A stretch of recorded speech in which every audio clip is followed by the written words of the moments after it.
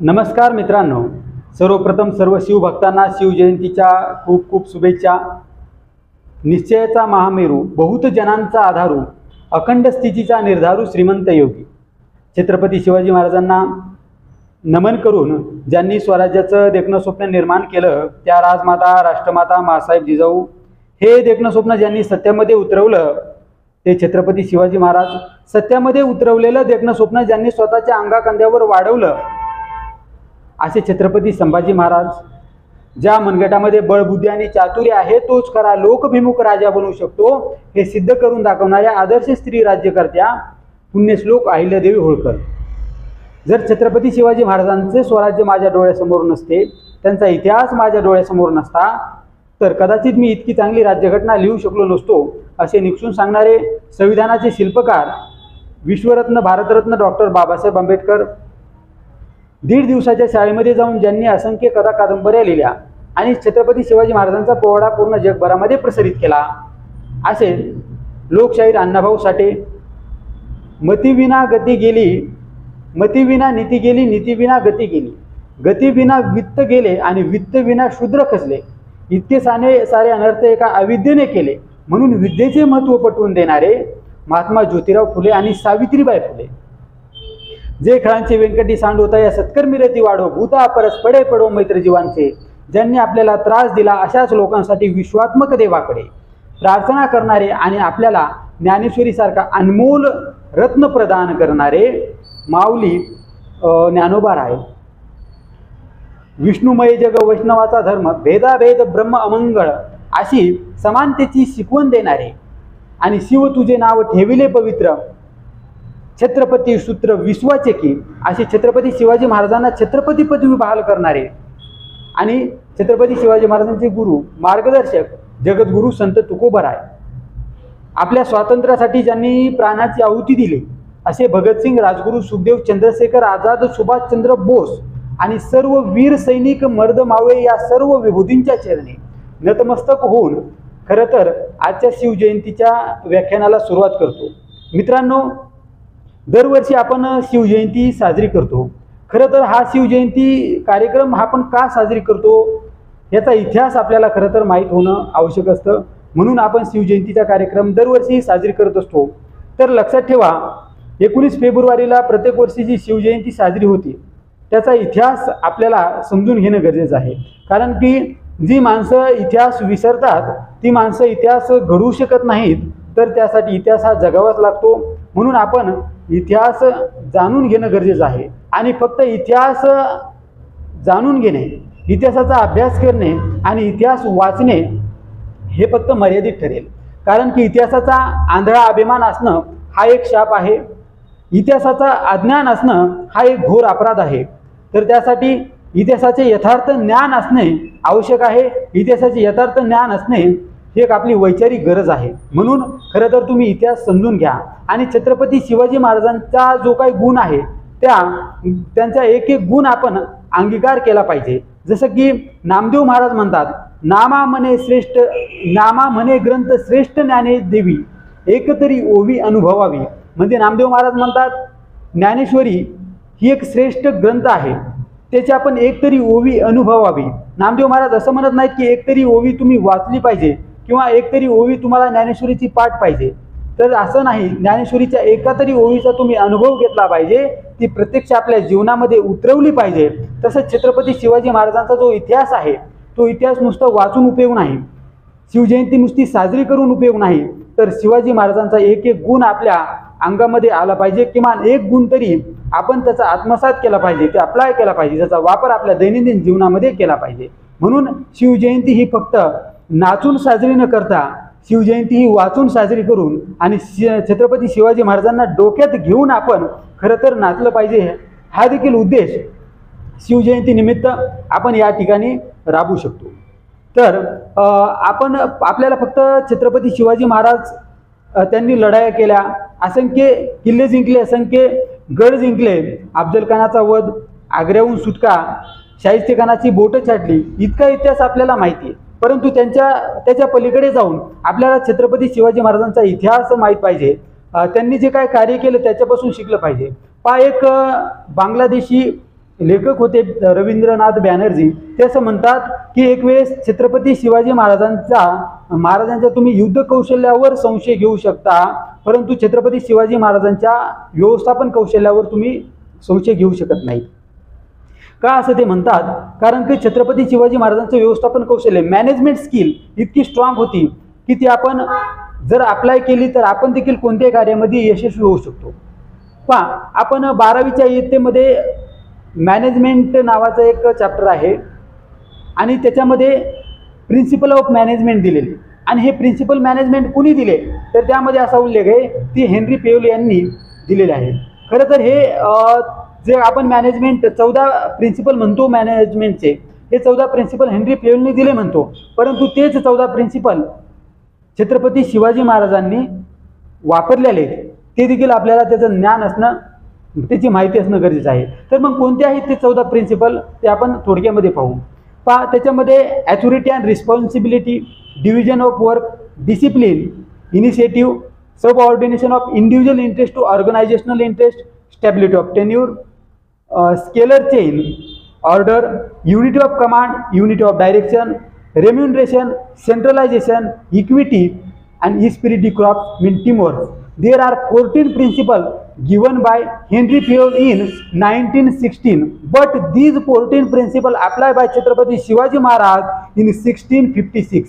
हे देखील आपल्याला तितकंच माहिती पाहिजे. आपण या 14 प्रिन्सिपलचा अभ्यास केला, परंतु ते 14च प्रिन्सिपल छत्रपती शिवाजी महाराजांनी तंतोतंत वापरले. कुणाकडे जबाबदारी द्यायची, कुणाकडे रिस्पॉन्सिबिलिटी द्यायची, ॲथॉरिटी त्यांच्याकडे कशी द्यायची, इनिशिएटिव्ह पुढाकार कसा घ्यायचा, एखाद्याला प्रोत्साहित कसं करायचं. पहा, एक इंग्रज कवी आहेत, ते भारतामध्ये आले होते आणि ते भारतामध्ये आल्यानंतर म्हणतात की मी 5000 राजांचा अभ्यास केला, परंतु त्यापैकी मला फक्त 3च राजांनी प्रभावित केला. त्यामध्ये 3 नंबरला आहे अकबर, 2 नंबरला आहे शिखांचा राजा रणजित सिंग आणि 1 नंबरला आहेत छत्रपती शिवाजी महाराज. मग ते असं इंग्रजी कवी म्हणतो की छत्रपती शिवाजी महाराज एकच राजे होते की ज्यांना कळलं होतं हे सैन्य हे पगारीवर नाही तर सैन्य हे पोटावर चालतं. म्हणजे त्यांना फक्त पगार देऊन उपयोग नाही तर त्यांच्या पोटा पाण्याची सोय केली पाहिजे. जर एखादा सैनिक युद्धामध्ये मारला गेला तर त्यांच्या घरच्यांना सर्व काही अन्नधान्य असेल, जे काही संरक्षण असेल ते दिलं पाहिजे. हे फक्त छत्रपती शिवाजी महाराजांना कळलं, म्हणून छत्रपती शिवाजी महाराजांचं जे काही मॅनेजमेंट आहे ते स्ट्रॉंग आहे असं म्हणू शकतो. पहा, आणखी आपण फंक्शन ऑफ मॅनेजमेंट म्हणतो, म्हणजे मॅनेजमेंटचे कार्य, व्यवस्थापनाचे कार्य कोणते कार्य आहेत तर ते 6 कार्य ते देखील 12वीच्या अभ्यासक्रमामध्ये आपल्याला पाहायला मिळतात. ते म्हणजे planning, organising, staffing, directing, coordinating and controlling असे 6 कार्य हे आपल्याला पाहायला मिळतात. परंतु हे 6 कार्यांचा देखील उपयोग छत्रपती शिवाजी महाराजांनी अतिशय तंतोतंत पद्धतीने केला आहे. आपल्याला माहिती आहे छत्रपती शिवाजी महाराजांनी अफजल खानाचा वध केला, अफजल खानाचा पुतळा बाहेर काढला. किती वेळ लागला असेल छत्रपती शिवाजी महाराजांना अफजल खानाचा पुतळा काढण्यासाठी? काही क्षण लागले असतील, काही सेकंद लागले असतील, परंतु त्या काही सेकंदासाठी छत्रपती शिवाजी महाराजांना तब्बल 1 वर्ष नियोजन करावं लागलं होतं. ही देखील गोष्ट आपल्याला विसरता कामा नये. म्हणजे आपल्या समोर 1 वर्षासाठी जे काही आपलं अचिव्हमेंट आहे ती साध्य करण्यासाठी आपल्याला नियोजन कसं करावं लागतं आणि ते बारीक नियोजन आपल्याकडून केलं जातं का, ही देखील खूप महत्त्वाची गोष्ट आहे. मग काय नियोजन केलं होतं? पहा, ज्यावेळेस छत्रपती शिवाजी महाराज अफजल खानाला भेटायला जात होते त्यावेळेस एक छोटी गोष्ट सांगतो की छत्रपती शिवाजी महाराजांनी त्यांची दाढी बारीक केली होती. मग आता दाढी बारीक करण्याचं कारण काय? तर जर अफजल खानाने आपल्याला पकडलं आणि यथावकाश जर त्यांनी आपली दाढी पकडली तर गालावरचे जर केस ओढले, जी आपल्याला इजा होती ती इजा आपण सहन करू शकत नाहीत आणि कदाचित आपण तिथं अफजल खानाला सोडून देऊ अशी त्यांच्या मनामध्ये एक कल्पना आली, म्हणून त्यांनी दाढी बारीक केली. म्हणजे इतका छोटा अभ्यास, इतका सूक्ष्म अभ्यास, सूक्ष्म प्लॅन, सूक्ष्म नियोजन छत्रपती शिवाजी महाराजांनी केलं होतं. दुसरं एक उदाहरण द्यायचं झालं तर ज्यावेळेस छत्रपती शिवाजी महाराजांचा 6 जून 1674ला रायगड किल्ल्यावर राज्याभिषेक होत होता आणि त्या राज्याभिषेक होत असताना असंख्य राजे महाराजे त्या ठिकाणी आले होते, त्याच बरोबर काही इंग्रज अधिकारी देखील आले होते. आणि इंग्रज अधिकारी असे असतात की ते चाणक्य असतात, थोडे विचार करतात, कारण की एक ते कुटील नीतीचे असतात, एक आपण त्यांना चोरटे म्हणू शकतो, कारण की त्यांनी भारतातून असंख्य सोने नाणे चोरून नेले, त्याचशिवाय जे काही इतरचं नॉलेज असेल ते देखील तिकडे घेऊन गेले आणि त्यांनी त्याचा पेटेंट स्वतःच्या त्यांच्या नावावर केला. ती गोष्ट जाऊ द्या, परंतु त्या राज्याभिषेकीच्या वेळी असंख्य राजे महाराजे आले होते, इंग्रज अधिकारी आले होते आणि त्यामधील एक इंग्रज अधिकारी जॉर्ज हेनरी नावाचा होता. तो अतिशय विलक्षण बुद्धीचा होता. त्याने रायगडावर 2 हत्ती पाहिले. आता राज्याभिषेक म्हणल्यास हत्ती तिथं लागणारच. हत्ती पाहिले आणि त्याच्या मनामध्ये एक कल्पना आली की अरे इथं हे हत्ती कसे काय आले असतील, कारण की तुम्ही रायगडाची रचना पाहिली तर ते रायगडाची रचना अशी केलेली की ते छोटा दरवाजा, त्या छोट्या दरवाज्यातून हत्ती येऊ शकत नाही अशी रायगडची रचना आहे. आणि हे 2 हत्ती कसे काय आले असतील त्याला प्रश्न पडला. त्याला राहुलं नाही. त्याने तो प्रश्न एका मावळ्याला विचारला की या रायगडावर जे 2 बलाढ्य हत्ती दिसतात ते कसे काय आले, मला जरा सांगता का तुम्ही.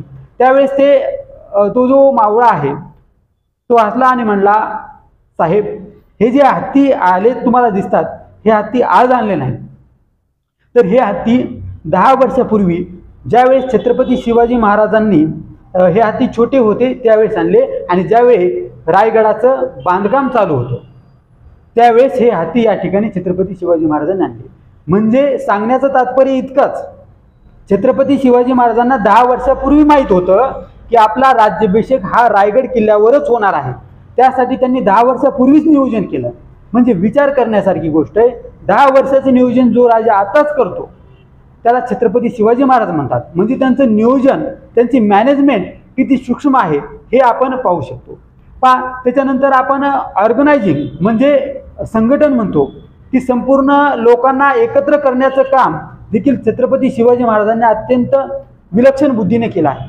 असं म्हटलं जातं जे 65 किलोची तलवार वागवतात त्यांचं नाव यशाजी, जे दिल्लीपासून पुण्यापर्यंत अवघ्या 8 तासामध्ये येतात त्यांचं नाव संताजी, जे 2000 लोकांना एकटे पुरून उरतात त्यांचं नाव बाजी, आणि हात तुटला तरी लढत राहतात त्यांचं नाव तानाजी, ढाण्या वाघाला एकट्याने सामोर जातात आणि त्याला उभा चिरतात त्यांचं नाव संभाजी, आणि या सर्वांना एकत्र करून स्वराज्य निर्माण करतात त्यांचं नाव म्हणजे शिवाजी, छत्रपती शिवाजी महाराज.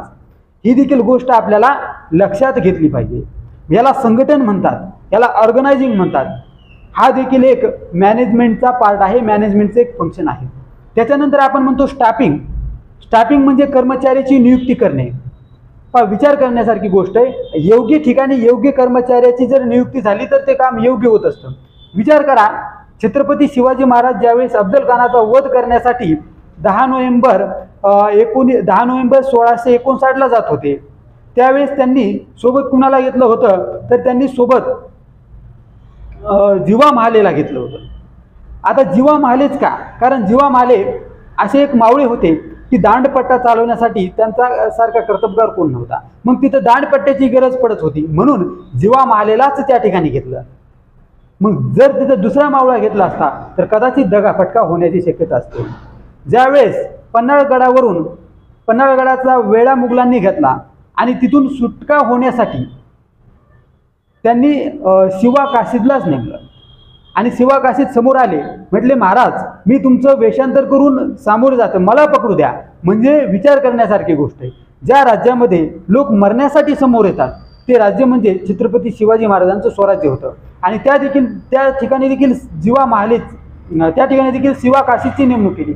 म्हणजे कर्मचाऱ्याची योग्य कामाला योग्य ठिकाणी नियुक्ती करणं हे कौशल्य देखील छत्रपती शिवाजी महाराजांनाच जमत होतं.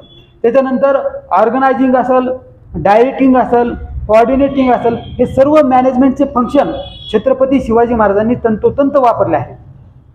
सर्व मावळ्यांमध्ये नियंत्रण ठेवणे, त्यांच्यामध्ये समन्वय ठेवण्याचं काम देखील छत्रपती शिवाजी महाराजांना केलं. ही देखील गोष्ट आपल्याला विसरता कामा नये. छत्रपती शिवाजी महाराजांच्या जयंतीनिमित्त जे काही छत्रपती शिवाजी महाराजांनी कार्य केले आहे आणि त्यांच्यामधील जे काही गुण असतील, किमान त्याच्यातील एक गुण तरी आपल्या डोळ्यासमोर आला पाहिजे, आपण त्याचा अंगीकार केला पाहिजे. कसे छत्रपती शिवाजी महाराजांचा जय झाला, काही ठिकाणी काय मावळ्यांचा पराभव देखील झाला, ही देखील गोष्ट आपण डोळ्यासमोर आणून त्याच्यापासून काहीतरी शिकलं पाहिजे. कारण की यश अपयश आणि पराभव जय हे तर होतच राहतात, हे एका नाण्याच्या दोन बाजू आहेत. मग त्याच्यापासून आपण खचून न जाता आपण चांगलं दृढ उभं राहिलं पाहिजे, त्यापासून शिकलं पाहिजे. कारण की पराभव हा पहिल्यांदा मनात होत असतो, पराभव हा रणात होत नाही. जी लोक मनात पराभूत झालेली असतात ती लोक रणात जिंकूच शकत नाहीत, आणि जी लोक मनात जिंकलेली असतात ती लोक रणात पराभूत होऊच शकत नाहीत. हा देखील इतिहास आपण छत्रपती संभाजी महाराजांकडून शिकू शकतो. पहा, एक हिंदीतले कवी आहेत, ते असं म्हणतात, जीवन में अमर कहानी अक्षर अक्षर कर लेना, जीवन में अमर कहानी अक्षर अक्षर कर लेना, और शौर्य कभी सो जाए तो मराठा साम्राज्य पढ़ लेना, और शौर्य कभी सो जाए तो मराठा साम्राज्य पढ़ लेना. म्हणजे छत्रपती शिवाजी महाराजांचा इतिहास, छत्रपती संभाजी महाराजांचा इतिहास, ज्या सर्व मावळ्यांनी या स्वराज्यासाठी प्राणाची आहुती दिली, या सर्व मावळ्यांचा इतिहास खरा तर आपल्याला समजला पाहिजे, त्यांच्या इतिहासातून काहीतरी शिकता आलं पाहिजे आणि त्याचा उपयोग आपल्याला जीवनामध्ये करता आला पाहिजे. हीच आशा या ठिकाणी मी व्यक्त करतो. जय हिंद, जय महाराष्ट्र, जय शिवराय, जय शंभूराजे.